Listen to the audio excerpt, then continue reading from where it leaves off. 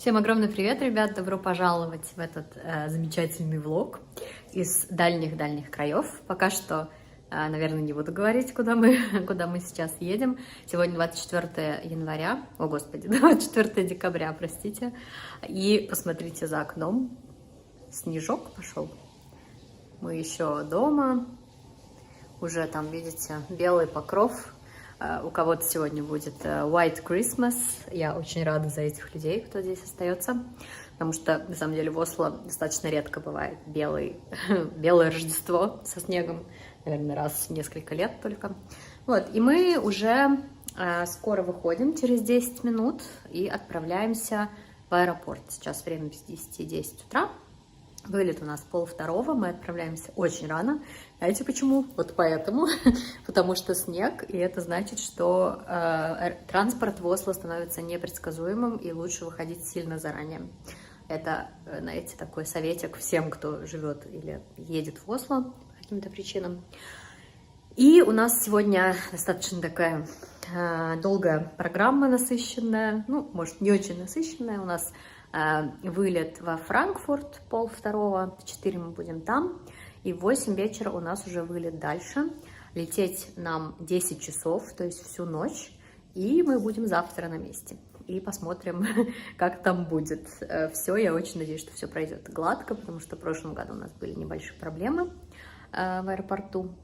Вот, но в этот раз мы перестраховались всячески, в том числе выходим сейчас очень рано, чтобы не было никаких там уже накладок. Вот, и возьму вас, конечно же, с собой. Летим мы в теплые страны, так что скоро увидимся. Знаете, всегда проблема, когда летишь из зимы в лето, как вообще одеться. У меня вот есть такой лайфхак, у меня есть такой, значит, пуховичок, он супер тонкий, не очень теплый, то есть он где-то на 0 градусов, но добежать там до автобуса, до электрички, до входа в аэропорт сгодится. Я в нем даже бегала в минус 20, так что нормально. И, значит, он очень легко складывается, очень компактный. К нему я также добавляю, так сказать, аксессуары. Вот шапка, варежки и шарфик, тоже такой не очень толстый. И также у меня лайфхак в плане ног. Видите, у меня очень легкие такие льняные или хлопковые штаны, но под ними колготки, которые я потом сниму. Эти носки, кстати, я тоже сниму, это только дома я ношу. И обувь такая вот у меня. Это Gore-Tex. Непромокаемая, в принципе. И светлая. В общем, подходит для любой погоды. Вот я их надеваю, они, кстати, достаточно теплые. Вот такая вот история. Что, ребятки, мы добрались до аэропорта заранее, все без всяких опозданий, на удивление. Видимо, все-таки еще снег не настолько толстым слоем выпал, чтобы вызывать задержки. Я вот взяла себе новогодний матча-латте. Это такой чай, кто не знает, матча. В него можно добавить молочком, получается очень вкусный и тонизирующий. Вот. Еще, кстати, я вам хотела показать, что вот в аэропорту Осло всегда висят какие-то работы Мунка. Видите? Они висят уже одни и те же, по-моему, несколько месяцев. Но типа, что это оригиналы Мунка, и люди могут приобщиться, не ходя в музей. Вот, и с этой стороны висит вот такая картина. Раньше они их как-то меняли почаще. Сейчас я уже помню, что в сентябре еще такая висела. Вот. Сейчас я думаю пойти в Duty Free, потому что время еще есть. У нас рейс чуть-чуть задержан, где-то на 25 минут. Но пересадка у нас аж 4 часа, поэтому без разницы. Вот. Хочу купить, может быть, крем от загара или что-нибудь такое, что может со скидкой. Сегодня все-таки уже 24-е. Может быть, что-нибудь скинули. Вот. Еще здесь все позакрывалось очень рано. Вот Starbucks, да, который мы взяли кофе в 12, уже закрылся. Смысл было вообще открываться. Вот, идем.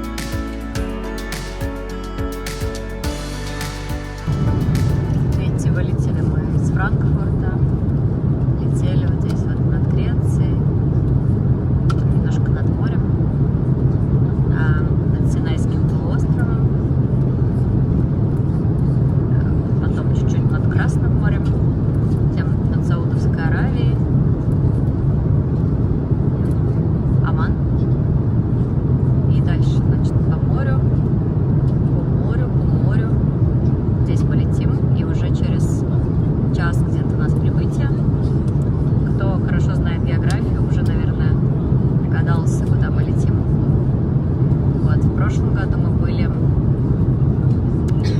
вот здесь вот, мне кажется. Вот Сейшелы. Но в этот раз мы летим не туда. Вот. Скоро все узнаете.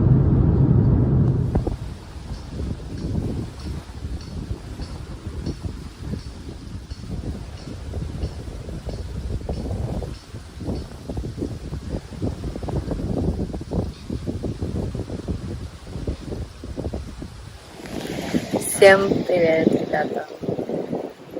Я тут оседлала гамак и хочу вам наконец-то рассказать, в общем, где мы, если кто-то еще не догадался. Ой,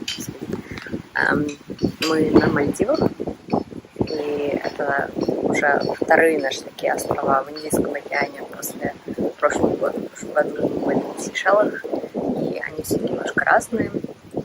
На Сейшелах эти острова совершенно обычного происхождения, то есть это острова как острова, и большой самый остров, где мы были, он достаточно великого размера. Там, если ехать на машине, то, наверное, часа два можно ехать из одного конца острова в другой. А на Мальдивах совсем другая история. Здесь острова кораллового происхождения. И, соответственно, очень интересно они смотрятся сверху. Я уже выкладывала виды из самолета. То есть они образуют так называемые атоллы. То есть это коралловые такие образования под водой. И частично они выходят над водой и образуют острова. Но большая часть, конечно, под водой находится. Вот. И островов поэтому очень много маленьких. И сейчас мы на острове Дараванду, который где-то полчаса полета на самолете от главного их острова Мале, где аэропорт находится. И также между островами можно передвигаться на лодке, на скоростной, да, но понятно, что если очень далеко, можно достаточно далеко находиться от центрального острова, то есть там вплоть до 2-3 часов на лодке. Не очень удобно, поэтому люди летают обычно. И еще один способ передвижения, это помимо обычного самолета, да, это самолет-амфибия, который летает с воды и садится на воду. Это тоже очень распространено, потому что далеко не на всех островах можно построить аэропорт. На нашем острове, кстати, есть аэропорт обычный, да, поэтому можно лететь на обычном самолете. Но аэропорт этот а-ля сарай, то есть там реально одна комната, и нет даже ленты для багажа. То есть багаж просто приносят, вывозят на машине и выгружают. Вот, то есть такой очень простой.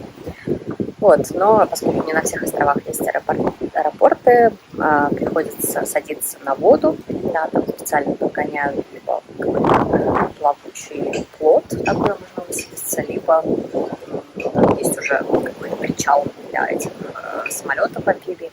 Вот, но, к сожалению, на таком мы не полетали, говорят, летит очень высоко, очень низко над водой, и прямо необычный экспириенс. Вот. А мы летели не на обычном самолете. Кстати, неплохая была авиалиния. Там за 25 минут нас даже успели напоить и накормить яблочком и конфетками, что я считаю очень впечатляет со стороны стюардесс. Они супер эффективны. Вот. Ну и, в общем, мы здесь на 2 недели. Мы с Ваней, с моим мужем. Но также приедет его мама, потому что эта поездка, она как бы не только отдохнуть, но и встретиться с его мамой, которая живет в Москве. И вот она как раз сегодня прилетает прямым рейсом на Мальдивы. Есть прямые рейсы из Москвы, даже 2 в день. И Ваня полетела ее встречать, а я сижу здесь одна. Лежу в гамаке, я поела, вот, решила прилечь, потому что я очень люблю гамаки, у меня своего нет. И лежать где-то в живописном месте — это роскошь. Ты обычно все-таки лежишь в гамаке где-то в лесу, а тут пальмы прикольно. И да, что насчет этого острова? Вчера у нас уже был первый шок, когда мы пошли вечером поесть.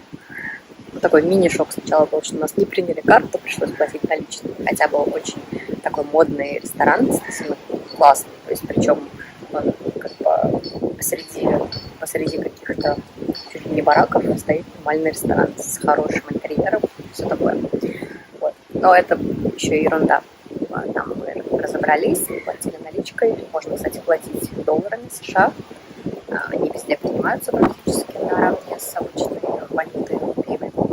И потом мы пошли в сторону порта. Нам хозяин отеля рассказал, что там есть такой порт, где есть рыбный рынок после заката. И действительно, там разделывали рыбу, но главная достопримечательность, это, конечно, вода около вот этого рыбного рынка, море, да, океан, да, стекаются, приплывают разные морские твари, потому что остатки рыбы сбрасывают. Ну, я уже либо вставила, либо вставлю видео. Наверное, сейчас вставлю, сейчас расскажу и вставлю. Ну и главный ужас просто плюс фобия в мою копилку, это, конечно же, акулы. То есть они там были 50 на 50, где скаты и акулы. Акулы разного размера, очень маленькие были, детеныши, наверное, не знаю, и прям реально большие были, вплоть до 2 метров в длину, у них там длинный хвост очень.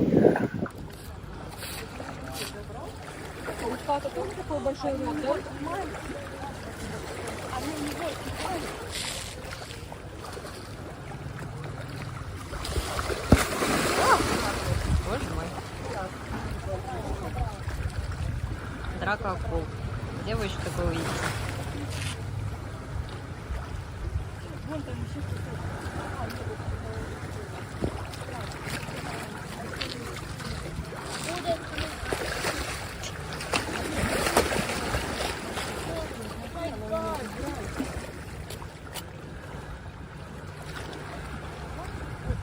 Это просто камень, я думала, это какая-то еще рыба.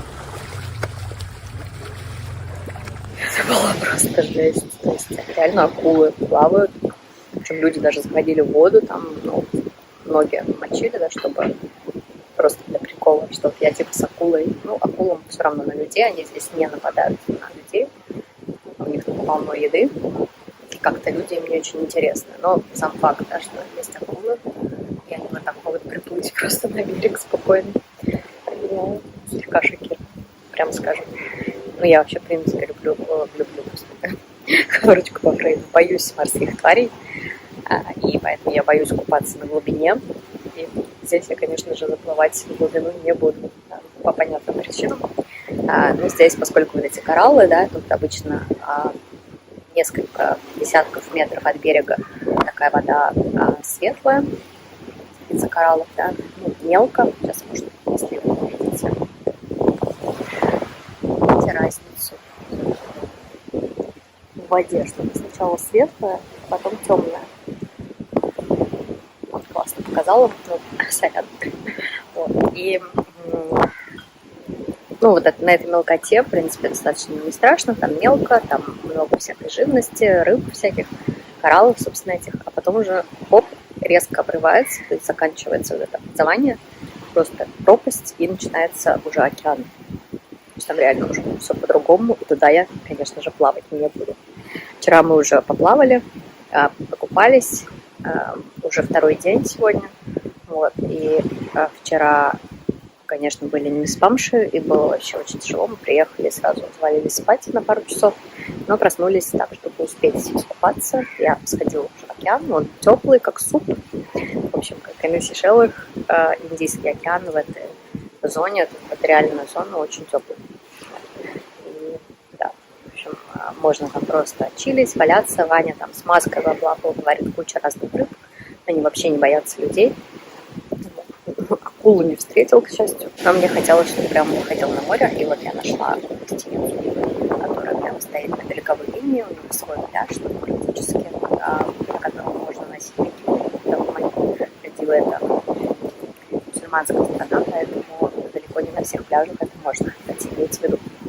Но здесь он прямо как бы перед гостиницей, он простирается туда еще дальше, и можно спокойно выйти и сразу купаться. Вот. Также у них такая территория очень милая, с пальмами, с растительностью всякой, с гамаками, с всякими столиками. Вот. Но сама гостиница, она как бы, мне показалось, еще на стадии бронирования немножко странный, но я ее выбрала, потому что очень хорошие отзывы о владельцах и о работниках, действительно очень душевные люди. Это для меня очень важно, потому что всегда возникают какие-то трудности, да, которые надо решать.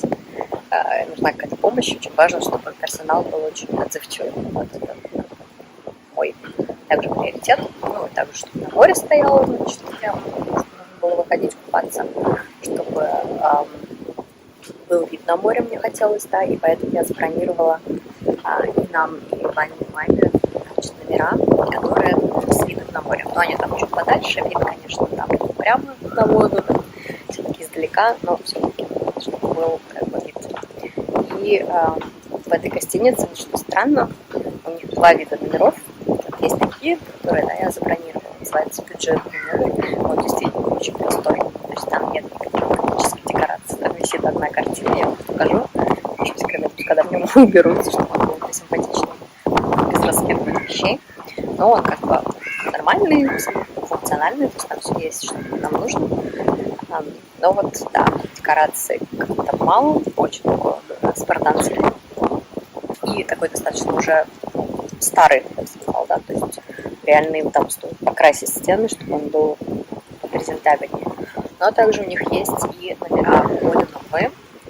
Они действительно прикольные. Как раз таки Ванину маму поселят в такой, потому что у них нет номеров этих достаточно бюджетных. Не знаю, почему они дали забронировать, это другой вопрос. Но мы подумали, что, наверное, даже это к лучшему, потому что ее номер будет гораздо новее, гораздо более такой симпатичный внутри. Но у него нет выхода на море. Естественно, вида на море, но он смотрит куда-то на внутренний дворик. Это минус, потому что мне хочется все-таки естественный свет, и чтобы я видела из окна что-то красивое. Вот, там этого нет. И прикол в том, что эти номера стоят абсолютно одинаково. То есть там одинаковая цена за супербюджетный номер с видом на море и вот за этот хороший классный номер без вида на море. Ну, странная политика, но как бы мне это как бы особо не помешало забронировать. Вот. В плане еды тоже достаточно хорошие отзывы. Мы здесь не пробовали еще ужин. Есть какой-то буфет, есть, можно заказать блюда, также есть меню. Мы вчера ходили в другое место, мы специально не бронировали ужин, чтобы иметь свободу немножко походить тут по местным ресторанам. Номер я вам покажу, наверное, попозже. Какие-то места здесь на территории. Так, ребятки, я вам обещала показать территорию. Вот наши номера, в смысле наш номер, вот этот. Вот, это те, которые смотрят на море. Есть еще номера вот там вот, видите, в коридоре, но у них вид на коридор, что как бы не очень прикольно, прям скажем, но они там зато лучше. Простите за звук, там что-то сверлят где-то вдали, вот, непонятно, как этого избежать. И, значит, если мы развернемся, здесь вот граница гостиницы, там следующая гостиница, и они там идут по всему побережью. Вот. И здесь вот главное здание, собственно, нашей гостиницы, она очень маленькая, вот те номера, которые там, и вот эти, и все. А вот здесь вот как бы главное здание, где ресепшн и ресторан. Вот, здесь они насажали деревьев, ну или они тут были, я уж не знаю, но явно тут за ними ухаживают. Вот. И есть такие вот качельки, на которых можно сидеть. Ну, это, по сути, кресло. Я на нем уже посидела. Оно не супер удобное, потому что деревяшка впивается, но зато именно попе удобно. Вот. Есть вот столы, которые накрывают обычно на ужин, на завтрак. Я не помню, чтобы накрывали, как-то не очень удобно, видимо. Но на ужин иногда накрывают. Здесь они какие-то свечки ставят по территории, так достаточно романтичным. И, в общем, тут территория продолжается. Там вот территория уже другого отеля. И, видите, там гамаки впереди. Можно там лежать. Сейчас пройдем чуть-чуть вперед.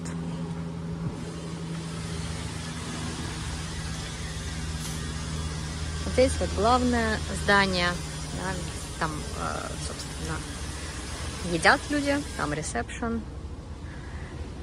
И здесь мы идем дальше по направлению к пляжу. Там вот большой стол, кстати, если большая семья ест какая-то. Вот эти гамаки, я их облюбовала уже. Если дождя нет, то они сухие, в них прикольно лежать.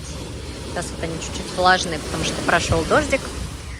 Здесь вот лежаки. Обычно тут много лежаков свободных, и там туда тоже можно ходить.